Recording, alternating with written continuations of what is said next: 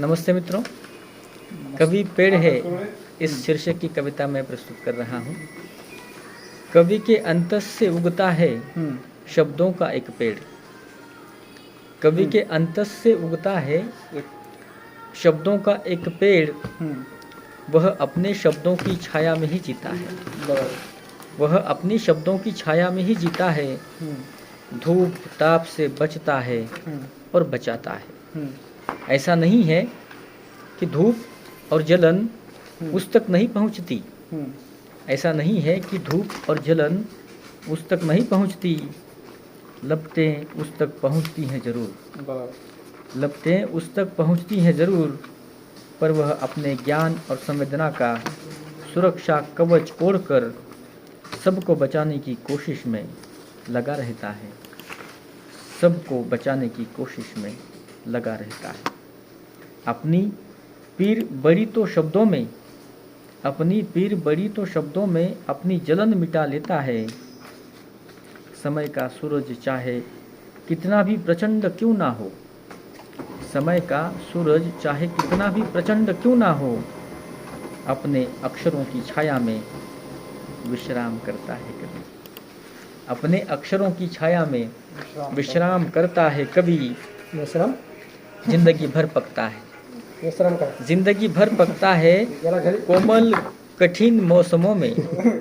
जिंदगी भर पकता है कोमल कठिन मौसमों में, तब कहीं जाकर फलता है। उसमें फूल फल लग जाते हैं। उसके फूल झर जाते हैं लोगों के लिए। उसके फूल झर जाते हैं, उसके फूल झर जाते हैं लोगों के लिए। उसके फल होते हैं दूसरों की तृप्ति के लिए। उसके फल होते हैं दूसरों की तृप्ति के लिए। परिपक्व होकर बीज बन जाता है कवि। परिपक्व होकर बीज बन जाता है कवि।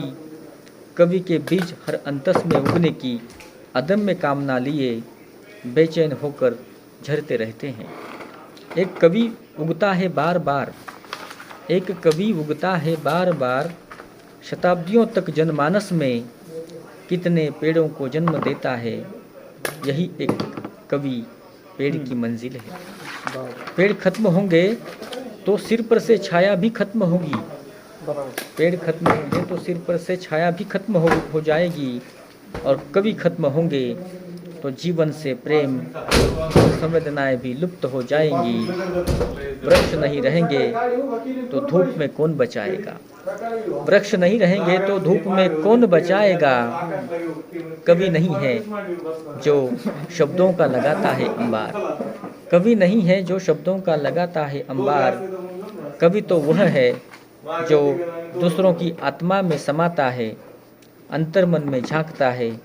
कभी रचता है शब्दों की कविता, तो कभी रचता है अपने कर्मों की कविता। जिसे पढ़ सकता है वह हर मानव, जो उसके संपर्क में आता है। उसके प्रभामंडल में किसी के भी घाव रिसना और टिसना बंद कर देते हैं और सुखी हो जाती है पूरी दुनिया। और सुखी हो जाती है पूरी दुनिया। धन्यवाद। जय हिंद, जय भारत।